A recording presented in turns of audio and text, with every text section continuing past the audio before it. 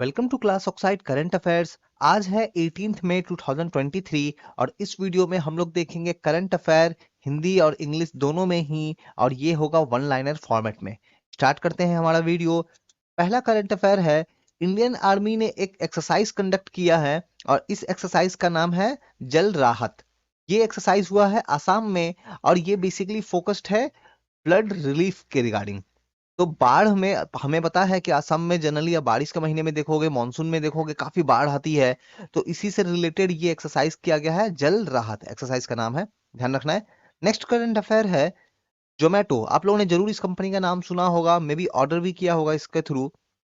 तो इन्होंने अपना खुद का यूपीआई सिस्टम जो है वो लॉन्च करने के लिए आईसीआईसी बैंक जो है इसके साथ जो है ये पार्टनरशिप किया है, ताकि ये लोग अपना खुद का यूपीआई जो है वो ऑफर कर सके। यूपीआई आपको पता होगा, यूनिफाइड पेमेंट इंटरफेस। बेसिकली इसके थ्रू होता क्या है, हम लोग देखते हैं कि आजकल पेमेंट करने के लिए हम लोग क्यूआर कोड को स्कैन करते हैं अपने मोबाइल से और पेमेंट करते हैं। तो ऐसा ही सिस्टम जोमेटो अपना खुद का लॉन्च करने जा रहा है। Next current affair, world bank ने 82 मिलियन लोन जो है ये इंडिया के लिए जो है वो अप्रूव किया है। और ये लोन किस रिगार्डिंग में है, तो ये लोन है controlling zoonotic diseases. Zoonotic disease हमें पता है, हमारे जो भी जानवर वगैरह जो भी हम लोग पालते हैं, मवेशी जो होती है, उनमें तरह तरह के डिजीजेस जो है वो फैल जाते हैं। तो इनकी रोकथाम के लिए, नियंत्रण करने के लिए ये 82 मिलियन का लोन जो है वो अप्रूव किया गया है वर्ल्ड बैंक की तरफ से। Next current affair, union minister doctor Jitendra Singh, इन्होंने इनॉग्रेट किया है 8 इंडिया ऑल इंडिया पेंशन अदालत। जो भी पेंशन जो मिलता है, आपको पता होगा कि गवर्नमेंट जो जॉब्स वगैरह होती है उसमें जब रिटायर हो जाता है तो काफी पेंशन वगैरह मिलती है। तो इन पेंशन से रिलेटेड जो भी इश्यूज है उनको सॉल्व करने के लिए ये एक अदालत, तो इससे पहले भी अदालत थी, ये भी 8th नंबर अदालत जो है वो दिल्ली में जो है इसे जो है इनॉग्रेट किया गया है। लीबिया। लीबिया एक कंट्री, आपको पता होगा अफ्रीकन एक कंट्री है, और इस कंट्री में वहां के पार्लियामेंट ने अपने प्राइम मिनिस्टर फती बशाघा फती बशाघा इनको अपने पोस्ट से हटा दिया है। तो उन्होंने वहां की पार्लियामेंट ने वोट करके अपने पार्लियामेंट को हटा दिया, अपने पीएम को, प्राइम मिनिस्टर को हटा दिया है। और उसके बदले अपने फाइनेंस मिनिस्टर ओसामा हमद को जो है as a prime minister appoint कर लिया है। तो याद रखना है लीबिया। लीबिया की देखो, कोई भी कंट्री अगर न्यूज में है तो वहां की दो चीजें आपको याद होनी चाहिए। एक है वहां का कैपिटल जो राजधानी है वो, और दूसरा वहां की करेंसी, वहां कौन से जो है पैसे चलते हैं। तो कैपिटल की बात करें तो यहाँ की कैपिटल है त्रिपोली, याद रखना है। लीबिया की कैपिटल जो राजधानी है वो त्रिपोली है, और करेंसी यहाँ पे दिनार चलता है। तो दिनार, तो कंट्री की कैपिटल और करेंसी जो है, आप जब कभी भी कोई कंट्री पढ़ो तो जरूर याद किया करो।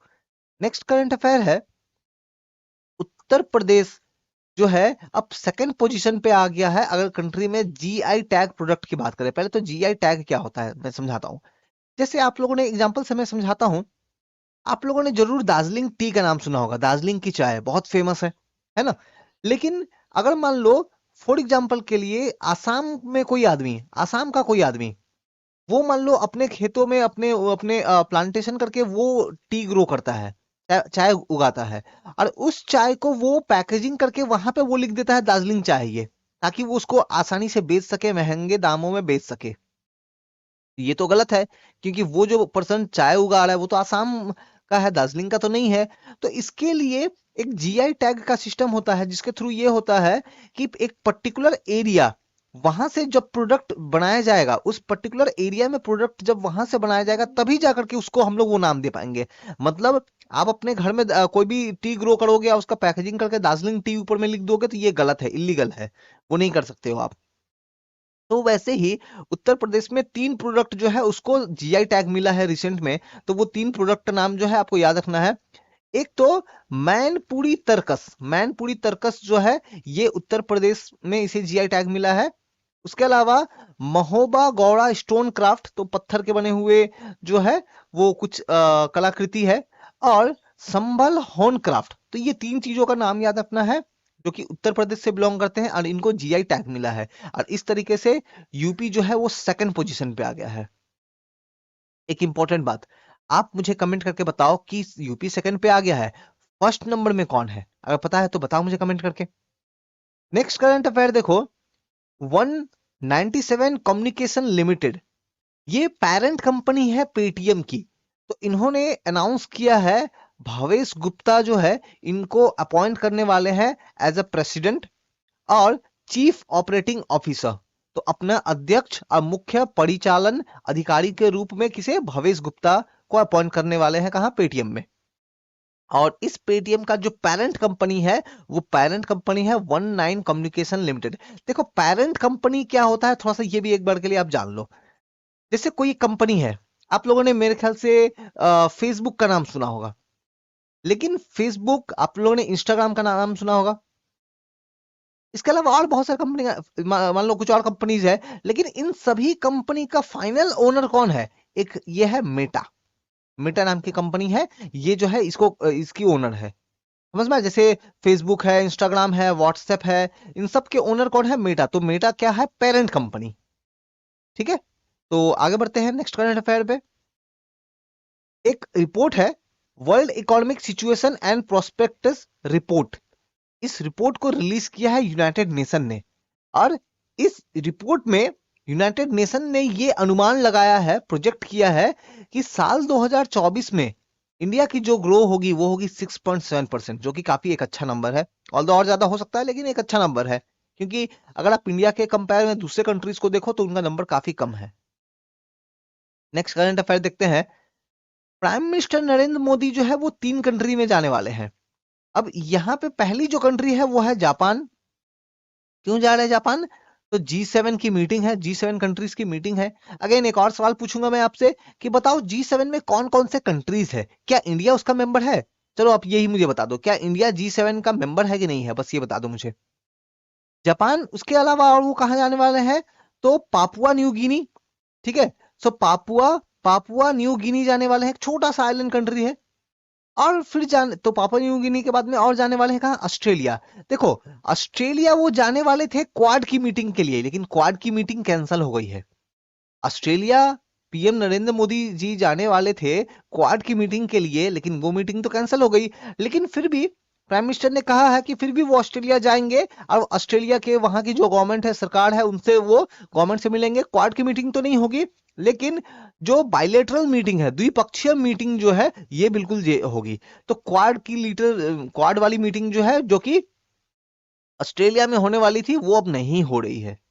नेक्स्ट करंट अफेयर देखो, इंडिया की एक chemical and petrochemical manufacture association जो है, तो बेसिकली जो भी केमिकल पेट्रोकेमिकल्स जो कंपनीज जो बनाती हैं उनका जो एसोसिएशन है, जो ग्रुप जो है, CPMA, ये 41st edition of Asian petrochemical industry conference launch, basically ये कंडक्ट करने जा रही है न्यू दिल्ली में। तो आपको बस ये याद रखना है कि एशियन पेट्रोकेमिकल इंडस्ट्री कॉन्फ्रेंस 2023 जो है ये दिल्ली में हो रही है। बस आपको ये लोकेशन याद रखो और इवेंट का नाम याद रखो बस। नेक्स्ट करंट अफेयर देखो, यूनाइटेड नेशन इन्वायरमेंट ने एक रिपोर्ट रिलीज किया है, नाम है examining the economic and business models. और यहां ये बताया गया है कि प्लास्टिक जो है ना, इसको कम से कम यूज करना होगा, और इसके लिए एक टारगेट सेट किया है। प्लास्टिक पॉल्यूशन को 80% तक कम कर देना है 2040 तक। तो आप ये नंबर याद रखो, आपसे पूछा जा सकता है कि बताओ यूनाइटेड नेशन इन्वायरमेंट जो है वो कितना परसेंट कम करना चाह रहा है, तो याद रखना है 80%। कब तक? 2040 तक, 2040 तक, 2040 तक। नंबर याद रखो आप। Now, elephant Ivory dice. देखो आप लोग जो लूडो खेलते हो, तो लूडो में हम लोग जो ऐसे करके जो डाइस फेंकते हैं ना, तो ये जो डाइस जो है, अगर हाथी के दांत के बने हो पहले के टाइम के, तो उसको वो क्या है? Elephant Ivory. आइवरी मतलब हाथी का दांत, और डाइस मतलब वही लूडो का जो फेंकते हैं ना। तो एलिफेंट आइवरी डाइस जो है ये मिला है, एक्सकेवेशन खुदाई हो रही थी, ये मिला है तमिलनाडु में। तो तमिलनाडु के कहां पे? तो विरुधुनगर नाम के जगह पे खुदाई चल रही थी, और वहां पे ये है एलिफेंट आइवरी डाइस मिला है, तो याद रखना है आपको। नेक्स्ट करंट अफेयर देखो, एचडीएफसी बैंक जो है, इसकी जो एसेट मैनेजमेंट कंपनी है, इन्होंने लॉन्च किया है डिफेंस फंड। देखो होता क्या है, मान लो आपके पास पैसे है, तो आप क्या कर सकते हो, आप अपना पैसा काफी, आपके पास काफी सारा एक्स्ट्रा पैसा है, आप अपना पैसा जो है वो बैंक में जो है कुछ कंपनी को दे सकते हो। कुछ कंपनी को दे सकते हो। ये कंपनी क्या करेगी, आपका पैसा अलग अलग कंपनी में क्या करेगी, लगाएगी। आपका कंपनी से, आपके पैसे से अलग अलग कंपनी में क्या करेगी, इन्वेस्टमेंट करेगी, शेयर खरीदेगी। और फिर उसका जो प्रॉफिट होगा, वो प्रॉफिट जो है वो आपको देगी। और इसके लिए ये कंपनी थोड़ा सा कुछ चार्ज लेती है आपसे, है ना। तो एचडीएफसी बैंक का जो एसेट मैनेजमेंट कंपनी है, ये भी यही करेगी। ये आपसे पैसे लेगी, अब पैसे लेकर के ये कौन से कंपनी में लगाएगी, तो याद रखना, भारत में ये इंडिया में फर्स्ट टाइम किया गया है कि डिफेंस सेक्टर कंपनी में पैसा लगाएगी।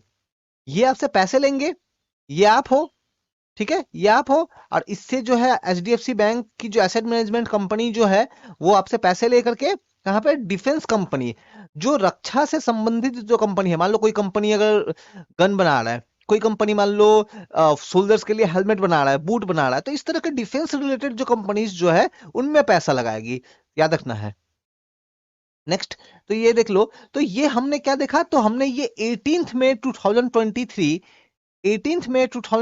करंट अफेयर देखा, Hindi English one liner format में। वीडियो पसंद आया हो तो लाइक कमेंट एंड शेयर करें। इसके अलावा मेरा एक और आप देख सकते हो चैनल है, जहां मैं जीके जनरल नॉलेज डिस्कस करता हूं। आप जरूर उस चैनल को, वहां के वीडियोस को जरूर चेक करो।